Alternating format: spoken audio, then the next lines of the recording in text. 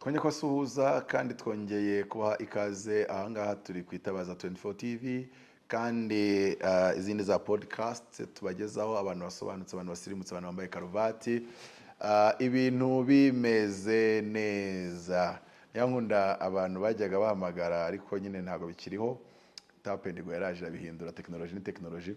Baya babango ndashaka nk'abagenzi babiri ngo bazi igifaransa n'icyongereza, ariko sha abahungu nabo bagiraga ibyabo. Ariko noneho twakiye umuntu w'Imana, twakiye umugabo ugaragara ko ari umuyobozi, umuntu yambaye karuvati bari umuyobozi. Niko abanyarwanda bakundaga kubitekereza mu myaka yatambutse, ariko uyu munsi n'abanyonzi baba bazambaye. Reka atangira twibwira noneho tugira ikintu tumubaza bijyanye n'uko arabana twibwiye. Murakoze cyane, nitwa Pasteur Jean Dodier Singirankabo, tunejejwe no kuba kwitabaza TV 24 hours. Yes, Tabaza 24 TV, Pastor Jean Baptiste. Pastor Jean Dodier. Niko Pastor Jean Dodier. Wemera uhanuzi. Iravuze ngo ubuhanuzi se umuntu wemera imvugo y'Imana. Oya, ariko urabizi ko doctrine za bamwe ntibabyemera. Yego, byaba ari ikibazo gikomeye witwa kuri kuva wabaho wigeze wumva ijwi ryayo cyangwa urarota, kuko ngo mu minsi y'imperuka ngo abantu b'abasaza nubwo ntabona imvi mu mutwe wawe ngo bazarota.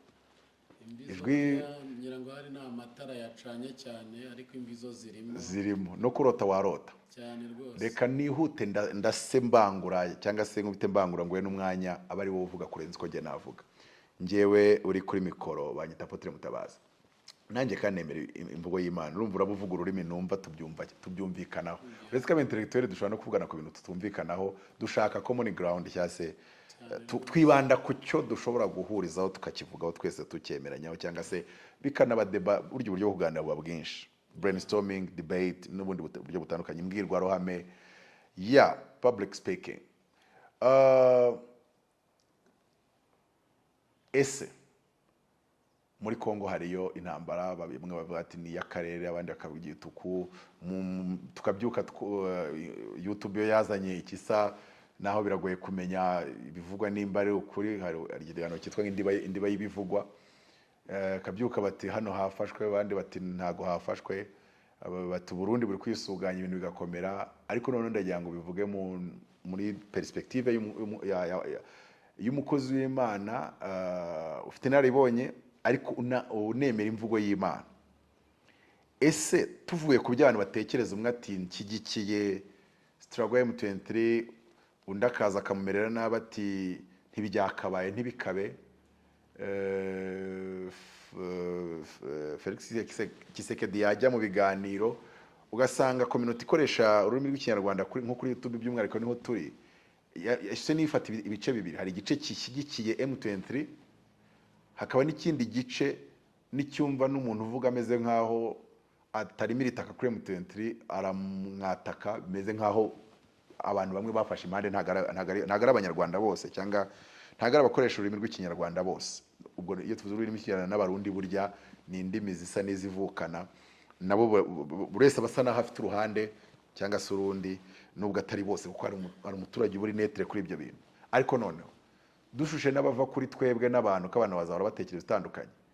Imana yawe ifite ikintu bitekerezaho.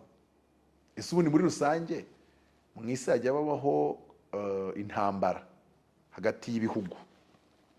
Na Yesu yaravuze ati mu minsi y'imperuka hazaba impuha z'intambara, cyangwa se hazabona intambara. Intambara n'impuha z'intambara, of course. Imana igifata uruhande cyangwa se igigira abo igenera intsinzi mu kuba urugamba rutangiye, cyangwa se urugamba ruri hagati y'ibihugu bibiri. Urakoze cyane Apotre Mutabazi ku kibazo cyiza umbajije. Ariko nk'uko twabitangiye tubivuga ko turi abantu b'Imana, tuba dukwiye no gushingira ku ijambo ry'Imana kugira ngo dushobore kubona igisubizo kirambye. Kandi ijambo ry'Imana nkuciyemo, tuba tuzi nk'ahantu Imana yabwiraga abayositi igihugu ndakibagabije, nubwo areba nacyo ari barebare ari banini. Aho twaba twavuga ati nubwo urugamba rwa rutangiye, Yosuwa akagenda babona ari nk'inzige, ariko ku mutima w'Imana yari yakibagabije. Na n'uyu munsi biracyabaho ko abantu bashobora gutangiza urugamba ariko Imana yarangije no kubagabiza icyo baharanira. ubundi intsinzi y'Imana yitangazwa mbere n'urugamba rutari rwaba, uko Imana ivuze ngo itanze igihugu ishaka kugiha abantu bagikambakamba, kandi igihe kikazagera bagakura bakaba abarwanyi, igihugu bakagifata.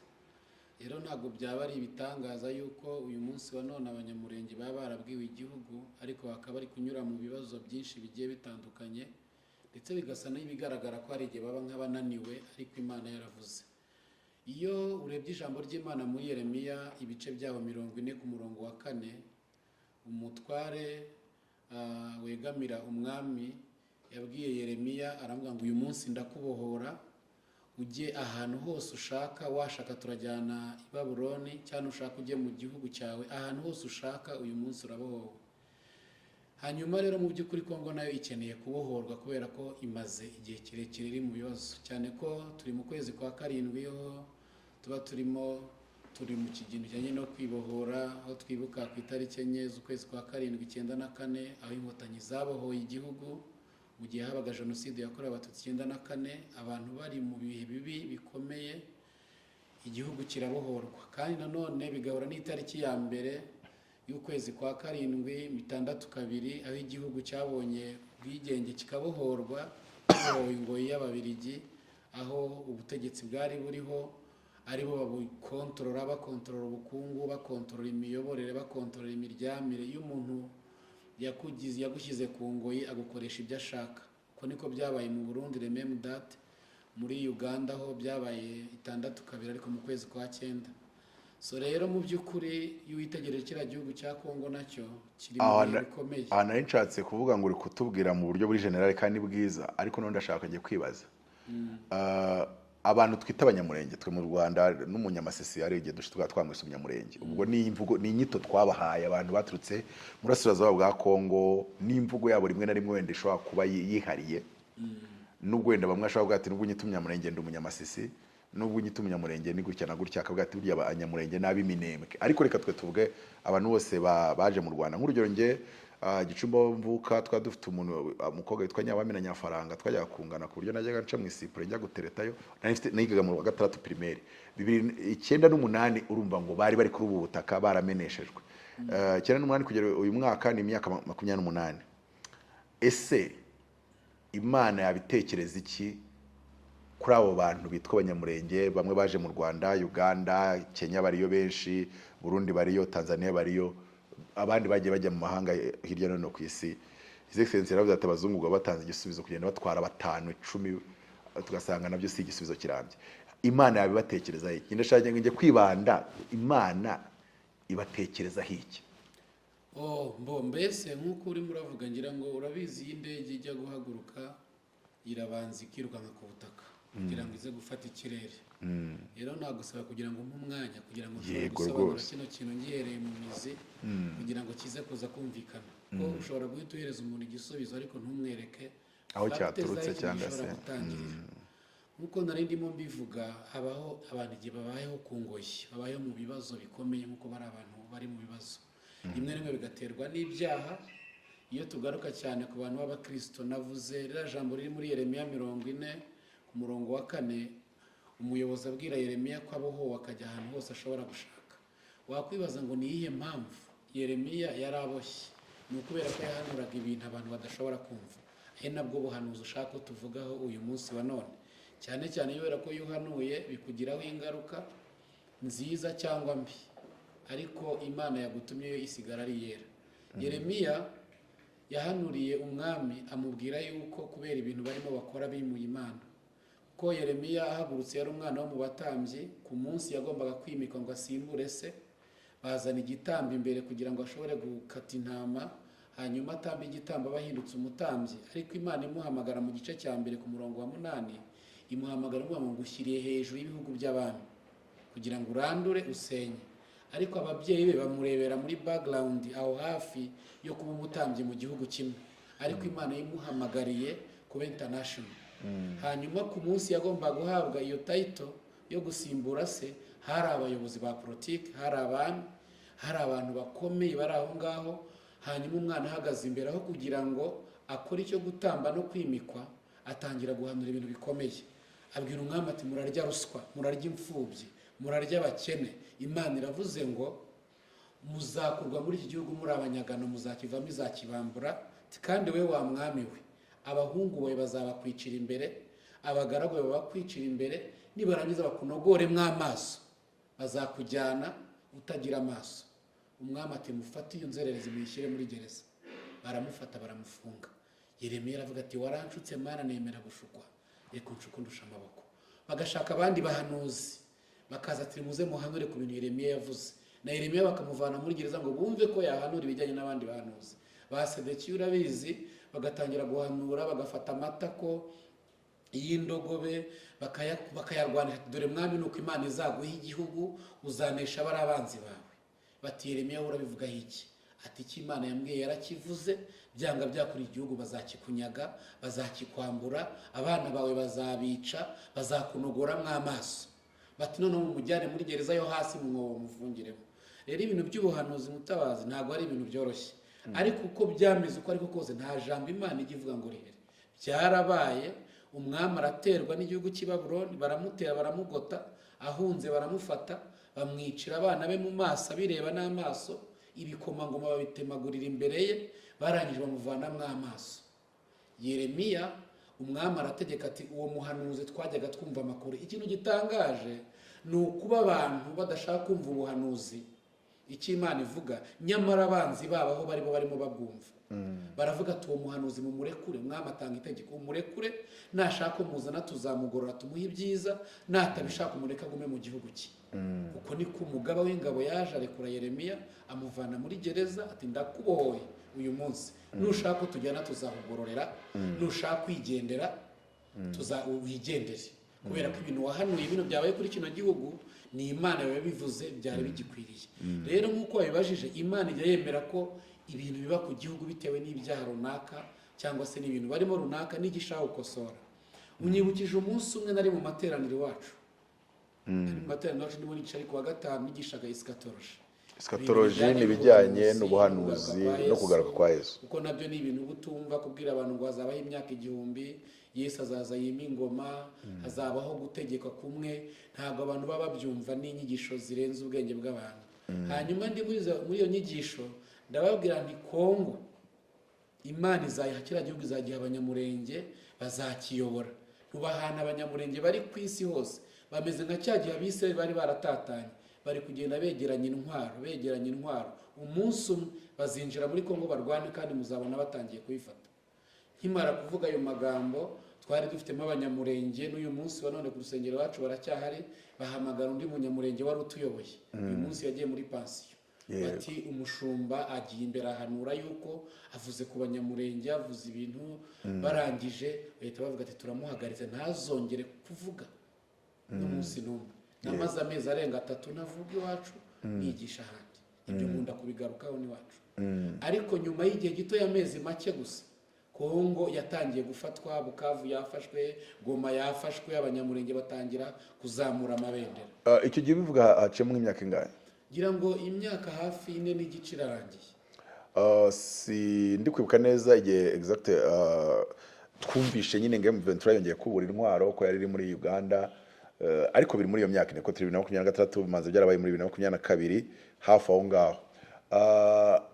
Wabivuze M23 yongera kubura intwaro, babyita ngo kubura intwaro cyangwa se ngo sinzi. Icyo gihe mbivuga nta ntambara zari ziri muri Kongo, hari igihe gituje cyane. Donc nago Makenga yari atarava Uganda, yarakiri Uganda donc. Automatically uribuka igihe hano mu Rwanda habaye inama y'abakuru b'ibihugu ku isi yose. Cogamu yabaye. Ndibuka ko abanyamurenge beguye intwaro nyuma ya Cogamu gato rwose, gato cyane. Icyo gihe rero ni nabwo twari turimo dufite ibintu bikomeye byo gusenga, ko ngira itsinda risengera itorero n'igihugu yitwa Ipfundo ry'Amahoro Missionaries. Twari turi mu bihe bikomeye byo gusenga, na kiriya gihe Cogamu irimo, twari turangije iminsi 7 tukiyisoza. Imana idusaba gukomeza gusenga kugeza igihe inama izarangirira, kuko Imana yashaka ko musenga mu gihe cy'inama ya Cogamu. Mwasengeraga inama, abayobozi baganire neza, mwasengeraga iki nyirizina? Mu gihe cy'inama nk'uko wabivuze ko ubuhanuzi nyine ari abantu bamwe babwemera n'abatabwemera, Imana yatugaragariza ko harimo gututumba gutera iki gihugu, gutera u Rwanda, ndetse bikanagaragara yuko abashaka gutera u Rwanda bagira ngo bicire abaperezida bamwe na bamwe muri kino gihugu, noneho bibe skandale, bibe ikintu kibi cyane gikomeye gituma amahanga yose amera nk'ahagurutse nk'areba u Rwanda. Twe turangije gusenga iminsi 7 igihembwe cyacu, Imana idusaba kongera kumara indi minsi 7 dusenga, turimo tuzenguruka perezidanse mu buryo bw'umwuka, tukamera nk'abari kuzenguruka izo perezidanse kugira ngo abayobozi bose baze barindirwa. Imana iravuga ati intambara zari zinjiye mu gihugu zihindukira muri Kongo. Niko byagenze nyuma y'iminsi mike, koko bya bindi navuze byahise bigaragara, intambara iratutumba muri Kongo. Haciye iminsi twumva ngo Kintuza yafashwe, Bukavu twumva ngo Goma. Muri icyo gihe mwari gusengera mu gihe cya Cogamu kugira intambara zitinjira mu Rwanda, kandi koko kubwo gusenga ku babyizera ntazaje mu Rwanda. Ibyo byo ni fact, nta n'uwabihakana ntazaje. Wenda yahakana ko zitari munaze, ubwo ni uburenganzira bwe nuko abyizera. Ariko noneho nibwo wakiriye amakuru, cyangwa se nicyo gihe wigishirijemo, uravuga uti abanyamurenge mureba Imana izabaha Kongo. Ibyo ni nyuma yaho itaratangira kubaho, yari itarinjira mu Rwanda. Cogamu itaraba, ubwo ni mbere ya Cogamu. Mbere ya Cogamu uhagaze mu nyigisho, uri kwigisha, ubwiye abantu bakuri imbere muri eschatology. Ubwo ndabyumva wenda wari kuvuga ku bya Isirayeli, kugaruka kwa Kristo n'ibindi bitandukanye. Uti nk'aba banyamurenge, ndumva bivuze, uravuga uti naravuze ni bari kwegeranya intwaro nk'uko Abisirayeli bisuganyije bagasubira muri gakondo yabo. Urangije kubivuga bati tugwagaritse mu gihe runaka, amezi 3 ashira utavuga. Nyuma intambara yatangiye, hari umuntu waba ari kwibaza nko muri akanya turuganira ati ese byari ubuhanuzi, byari imagination, byari kwa kundi umuntu y'Imana yiyumvamo ikintu wenda kikaba cyanaba? Urakoze cyane. Wenda banabigwagarikiye wabihagazeho ku kigero kingana gute? Njyewe ntago nkangwa n'ikintu icyo ari cyo cyose, nk'uko natangiye nyura mu ijambo ry'Imana, ko ibyo tuvuga kenshi birenga ubwenge bw'abantu. Ise mutaba ubutekereza yuko wabyuka uyu munsi ukajya mu rugwiro ukamera nka Yeremiya ugatangaza ngo manika amaboko? Ibyo bintu ni ibintu biba bitoroshye. Yeremiya abwira umwami ngo manika amaboko niyo nsinzi, nta mwami n'umwe wakwemera. Wanjye bimbwiye twanajyana, ariko nabwo turajyana, urabuhagaze ku ruhande. Murajyana. Ariko noneho nese nyuma nta bantu wenda bakwicaje ngo bakubaze muri sanse yo kwanga abantu, nkuko wenda umunyamurenge wumva icyo gitekerezo gishyikiye akabateko ni ibyanyabyo Imana izaduha kira gihugu, wenda undi akaza ati sindi kumva nemeranyije nawe, Imana ntiyashyigikira intambara, ko ari abantu batekereza gutyo. Mu kigaragara cyose abampagaritse bari abanyamurenge n'ubundi, kuko n'umunyamurenge wantanze n'undi yabwiye ari umunyamurenge. Kumbe hari abanyamurenge ari ku butaka bw'u Rwanda batifuza ko Imana iha abanyamurenge igihugu, cyangwa nuko wenda yumvaga biramugarukira bakavuga bati ifasi iyobowe n'umunyamurenge irimo ivuga ibintu, irihanura ibintu bikomeye byo guhabwa igihugu. Mu buryo bubiri ushobora kubitekereza. Mu buryo bwa mbere, umuntu acungana n'umutsima we. Uvuga ati umuntu urimo uravuga ibi bintu agiye gutuma umutsima wanjye uva hano ibintu bikomeye. Cyangwa ashobora no kuvuga ati yaba tumeneye ibanga, ndifuza ko igihugu kiboneka, ariko sinifuza ko umwanzi wacu amenya ko dufite niyo gahunda ihari. Ushobora no kuba abaje kurwana baje atari yo gahunda bafite, ariko mu mutima w'Imana ikaba ihari. Rero ni muri ubwo buryo kubavuga ati wenda amabanga yacu kucya yamennye, kucya ataje kuyababwira, ariko njye sindi umunyapolitike, sinari kumenya aho njya kubabwirira. Kandi buriya guhanura, nubwo bamwe na bamwe baba babirwanya bavuga yuko bidashoboka, ntabwo umuntu avuga, iyo avuga ntabwo avuga kubwe. Tuba twaramaze kwitaba Imana tutakiri ino.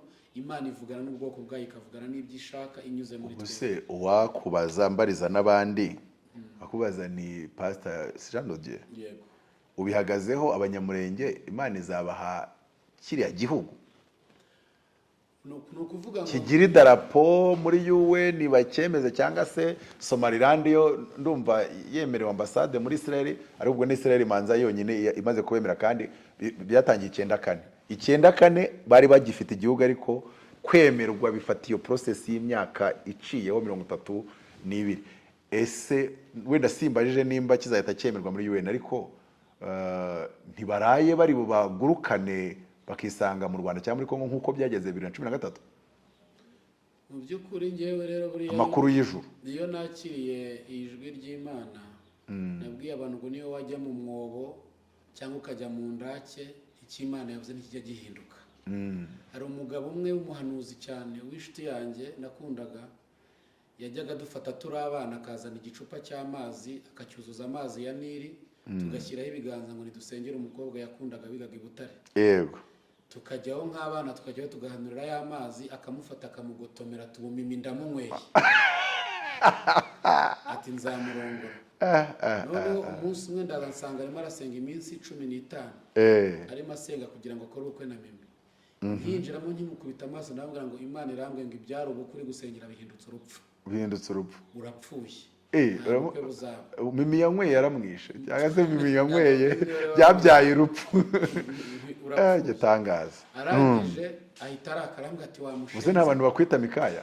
Nahanuye kuva muri 70. None urambwira ngo wowe warwanura undi muhanuzi kari kabaye. Ari umuhanuzi unakomeye cyane twemeraga twese, werekwaga mu buryo bukomeye. Hari uwabwiye undi ati yanciyeho kujyaho babyibuka. Byari bimeze nk'ibyo.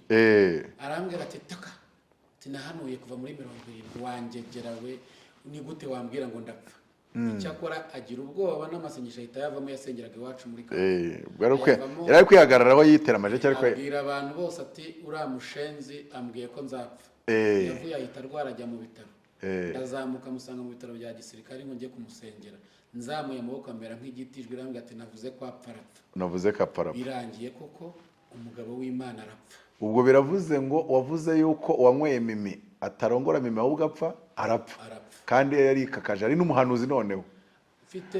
Ubwo noneho nimba waranabwiye abanyamurenge ngo barabona igihugu uko byamera, n'uwagutenza azakibona. Hari ijambo rivuga ngo n'abamucumise ngo n'abamucumise ngo nabo bazamureba. Nuba ngo n'uwagutenze nawe nawe azakibona igihugu. Yose akambuza kwivugira Imana, akambuza icyakambuza mu ariko handi naravugaga turamubabariye, yari afite impamvu atatubwiye. Nawe azakibona rwose. N'uwankanza akamuhamagara atavuza iwacu nawe azakibona. Kandi barabizi bose n'inshuti zanjye tujya dusangira agakawa. Kuri ari ukuntu se abantu bajyaga bavuga ngo ari ukuntu ngo ubuhanuzi ngo bubagarirwa cyangwa se nk'amasezerano arabagarirwa. Iryo naryo tugita isezerano ry'abanyamurenge ko guhabwa igihugu. Ku bwanjye ndi gutekereza nibahabwa Kongo yose bakayiyobora nka kuriya wenda uriya Rolande Kabila pere yakiyoboye, ariko bashobora ubonera ndeze Kabila kugitera ukagifata Kongo yose ukayifata ukanayiyobora. Kandi abanyamurenge bari babifite muri ukuboko kunini, cyangwa se ikanabaha igice gito ariko kikaza cyitwa igihugu. Ntago ariho ntinze, ahubwo ndi kuvuga ngo Imana yavuze ko izabaho igihugu, urabihanuye baraguhagaritse. Nyuma guhagarikwa bivukuvuyeho, uretse ko buriya n'uwabirwanyije abatangiye kubona uko bigenza, aravuze ati ukuri kuraje. Navuga ngo niki, ese waba ugikomeje kusengera icyo kintu cyangwa ntikinakeneye kubagarira iryo sezerano, cyangwa se wowe utanabikoze abanyamurenge bari bagarire bahagarare bati domaga make abanyamurenge bakora iki? Imana yabwiye ari amagambo Paul akunda kuvuga ngo ubwo bimeze bityo tuvuga iki dukora iki, ubwiri mu ruhande rwacu ariko none bavuga ngo ubwo bimeze bityo abanyarwanda wenda basenga by'umwihariko turi muri angere y'ubyizera n'ubyizereramo bakora iki? Ariko cyane cyane simpatinze ku banyarwanda, urumva ko bijya guhura intambara ibuze mu Rwanda yimukira ko urumva bitaho bijya guhurira, biri intertwined ukuntu. Ariko noneho by'umwihariko abanyamurenge bakora iki? Abanyamurenge basenga bakora iki? Abanyamasengesho bakora iki muri rusange?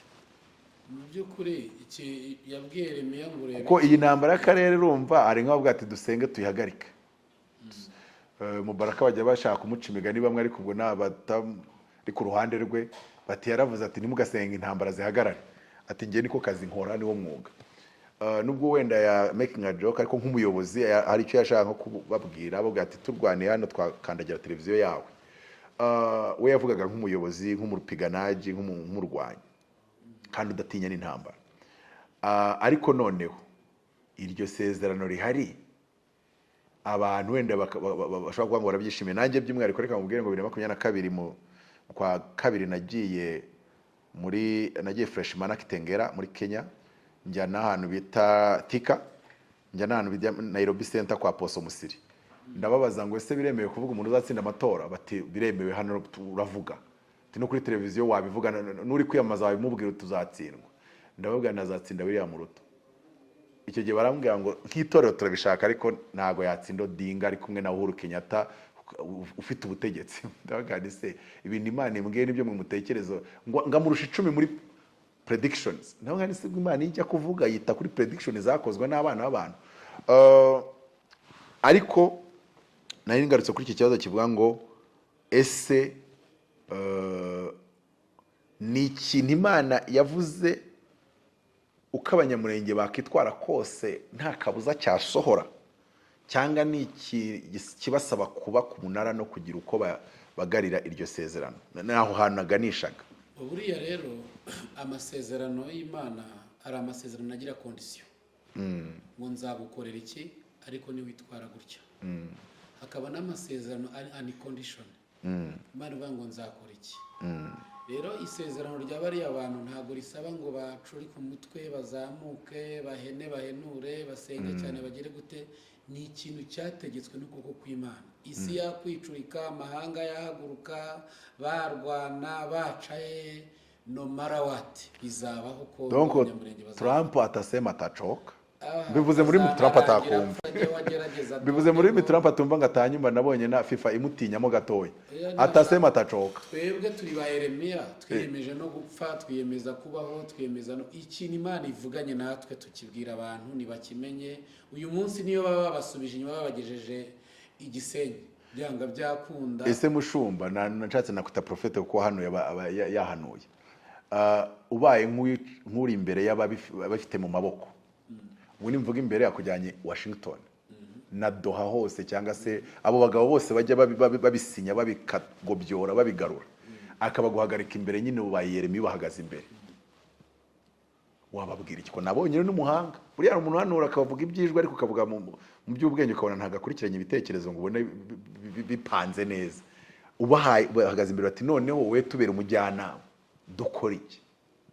Tubashyireho sanction, tuzikuraho sanction, ubayibwira ati mbaye ubagira inama mwakora ibi. Noneho tuvuye twatubanga abanyamurenge bakora iki? Uravuze uti ni mwihagarare murebe agakiza Uwiteka ari bubazanire. Noneho tugiye ku ruhande noneho rwa ugiye kumbwira ni iki wabwira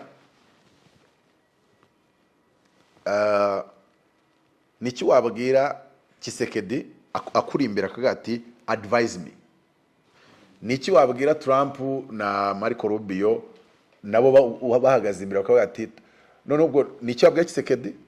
Niki wabwira noneho umuhuza ufite n'ibibaraga n'ibizigira byinshi na kontra z'ibirombe zikomeye cyane, ukamubwira nk'umuntu w'Imana umubwira uti nshingiye kuri iyi mvugo inama nakugira bikakubera byiza yabiye? Mu by'ukuri buriya hari igihe mu Banyarwanda bagica umugani uvuga ngo amatwi ari mu rupfu ntago yumva ihoni. Niyo wampagarikayo uretse ko ari nk'inzozi kandi bitanabaye n'inzozi uyu munsi hari n'igihe wabivuga uko abandi bakabitranslate ukumva byageze Kinshasa, wenda bari kwiplayinga babinenga, ariko ko nigeze nanjye mbona nk'ikiganiro cy'umupasiteri wo muri Kinshasa warimo avuga ngo ari guhanura ko wiri ngoma za raswa something like that. Nimba prophecy za Kinshasa ziri mu Gifaransa, uzi ko Urufaransa hano rutagize cyane, nese ntujye ubona amagambo yavuzwe na minister wacu mu Kinyarwanda Kinshasa bari kuyajora n'iki bivuze ngo iri jambo warivuga ntumenye uko ryasukiyeyo. Nicyo nashakaga kuvuga, n'ubu ngubu hari abarimo babyumva bazabimugezaho. Rero mu by'ukuri amatwi ari mu rupfu ntago yumva ihoni. Abanyapolitike benshi cyane cyane nk'abo urimo uravuga hari inyungu baba bafite muri Kongo runaka badashobora kuvirira mu buryo bumwe cyangwa se ubundi. N'abari ku butegetsi muri Kongo nabo birumvikana kugira ngo bavane umutsima biragoye. ariko mu by'ukuri ijambo Imana yavuze, kuko ushobora gutekereza hari abantu bibwira yuko ngo bakomeye ku isi, umuntu ukomeye n'umwe wenyine n'Imana. Niba Nebukadinezari yarabyutse mu gitondo, Imana ikanyura ku bajepe, ikanyura ku barinzi, ikamusohora mu rubiri, mu gikingi, ikamufata ikamujyana akajya kurisha imyaka 7, abandi bagakomeza muri ofisi bazi ngo shebuja arahari, kazi kicara muri ofisi kamara imyaka 7 yiyoboye nta wundi muntu, batajya gushaka shebuja, imyaka 7 ikarangira. Nababwira ngo ibyo murimo murakora byose, ibyo murimo muranyuramo byose, icyo nabifuriza ni ugukizwa mukamenya gushaka kw'Imana. Iyo umuntu yamenye gushaka kw'Imana ntabwo atera imigeri. Iyo umuntu yamenye gushaka kw'Imana ntabwo atega agatuza kubera ko kameneka. Nta muntu n'umwe wigeze witambika Imana. Na Herode igitondo kimwe yarabyutse yica Yakobo, mu gitondo ati ndiyongeza Petero. Arahagarara avuga ati mwambonye uburyo nanjye nkomeye ko nishe n'abantu b'Imana nkabarangiza. Ako kanya inyo zihita zizamuka ku ntebe. Nta muntu n'umwe uri hejuru y'Imana. Rero y'Imana ishaka ikintu iragikora. Iyo yitumye ikintu iragikora. Ibyo bihugu byose byabayeho, nta gihugu kiri hejuru y'ubutegetsi bw'Imana. Niyo yimika abami ikimura abandi, uko niko Daniel yabibonye. Rero icyo twabwira abo bantu mpageze, nababwira ntimushyire agapira hasi, mureke gukomeza kwirushya, hanyuma mumenye ugushaka kw'Imana. Icyakora cyo nemera, niba igihe cyo kugira ngo Kongo ishyirwe mu maboko ya Nyamurenge kitaragera, bazakomeza kuresista rwose, banagerageze kugerageza kubahanagura. Ariko niba igihe cy'Imana cyuzuye, kandi mu by'ukuri nkurikije igihe ibi bintu bimaze, kimara enough is enough. Abanyamurenge barababajwe. Nicyo kibazo nayo ngiye kubaza kivuga ngo arababajije umwigisha bati igihe ni ryari kandi ibimenyetso byo kugaruka kwawe ni ibihe? Iby'igihe by'iminsi n'ibihe numvisha bivuga ngo nimba kitaragera wenda ushobora kuba utafiteho amakuru. Hari icyo wabivugaho? Ibyo bizaba ryari? Ibyo ngibyo twebwe hano twaba tugiye kumera nka ba bantu bajyaho ngo mu kwa 3 hazaba ibi, mu kwa 4 hazaba ibi, mu kwa kangahe hazaba ibi. Nibategereze. Twavuga Imana icyo yanditse yaracyanditse, nibategereze. Ibimenyetso ubundi ubuhanuzi bwose bwemera uko bwasohowe. Umunsi uyu mwami bamujoboyemo amaso bamaze kubwicira abana b'imbere n'ibikomangoma babikataguriye mu maso he, iki kimenyetso cyari gihagije cyo kumuhana. Byanga byakunda uko byamera kose, umuntu wese witambika umugambi w'Imana arahana. Dusoza na kubwira akantu kambayeho igihe kimwe, nanjye sinzi byari bimpanzeho cyangwa binsanze kuri mikoro. Ndavuga nerega igisubizo kiroroshye, ariko ubwo nyine navuga nk'umusesenguzi, ariko uburyo umuntu w'Imana uri mu mwuka w'Imana niyo yasesengura ntiwamenye igihe aziyemo iby'umwuka. Ndababwira ahubwo babyoroshye baha abahunga igihugu baciye muri referandumu, biciye mu matora, aho kugira ngo bice mu mbunda ejo hapfe bangahe, bavuge batereka bice mu mahitamo y'abaturage, ko ni ibihugu byagiye bitandukana byinshi bigaca amatora, abaturage rwose bakajya hariya bagatora nyine gutandukana n'igihugu, nimba nabyita mere. Donc nk'abari abantu b'iburasirazuba bagatora bati dutoye gutandukana na Kinshasa n'ubutegetsi bwa Kinshasa. Nasoreza kuri icyo rero mvuga nti ni byiza kumenya imvugo y'Imana kuri ibyo. Wenda icyo gihe nabivuze ndi umusesenguzi, urumva ko nayo ngeze mu kubabwira ni strategy, nawe ndubagira inama nabwa ni mwirwanya abo bahungu mu bayigihugu, ariko bice mu nzira y'amahitamo y'abaturage. Cyane ko burya bigiye mu mahitamo y'abaturage, Imana se ko ikontorora ubwonko bwa buri muntu, manzi ifite telekomande ya buri bwonko. Ubwo nyine Imana yo yafite ukuntu ya telekomande buri bwonko, amatora akaza avuga ibihura n'umugambi wayo, cyangwa se amatora yanabusanye n'umugambi wayo ikabereka ko ari Imana, kuko iyo tugeze ku Mana nta demokarasi izamo. Imana yo ikivuze kiraba, iravuga bikaba byateka bigakomera. Ndumva hari nk'icyo wasoza utubwira wakitubwira, cyangwa se tugasezerera, cyangwa se tukasezerera tukabwira abantu ngo naho utaha. Ntekereza yuko icyo nasozaho mvuga, hari igihe abantu batekereza ku Mana mu buryo wenda hari butandukanye, bakatekereza no kuvuga mu buryo butandukanye, ariko ijambo ry'Imana muri Samuel wa mbere avanga Imana ishyira ikuzimu igakurayo, Imana irica igakiza, Imana yibura abami ikimika abandi. mu by'ukuri yaba iyo nzira wabahaye banyuramo nayo ni nziza, yaba n'iy'intambara ni nziza, igikuru nuko umugambi w'Imana uzagerwaho. wewe wavuze ati nibagende gake bashyira agapira hasi rwose basubiza agapira gake be kwiteranya n'Imana, batazavamwo amaso ku hejuru y'ubusa, kandi Imana yaravuze uko byamera uko ariko kose ijambo Imana ivuze irariherekeza, babyizera batabyizera bizabaho, natwe tubihanze amaso. Kandi nta nubwo nsabye ko abantu banyemera, nta muhanuzi wemerwa, nta n'umuhanuzi wemerwa iwabo niko bajya bavuga, ariko kandi ubuhanuzi bwose bwemerwa bugize gute? Busohoye. Umunsi rero ibyo byabayeho, hari abantera amabuye bazavuga bati turagarutse, nk'uko ba bene data bavuze bati nimumureke turabona ahatangiye. uvuze ibyo gutera amabuye nubwo tudasanzwe tubikora, ndumva ashyugumbwa kugira ngo mbakugabize bayagutere neza bakwegereye, bahe nimero nubwo tudasanzwe dutanga nimero, ariko kubera ko hari uwashaka kugusobanuza, hari waba avuga ati unshimiye ahandi njyaga, reka ahangaha dukorere ngayobora ikidasanzwe, bahe nimero yawe bakubonaho.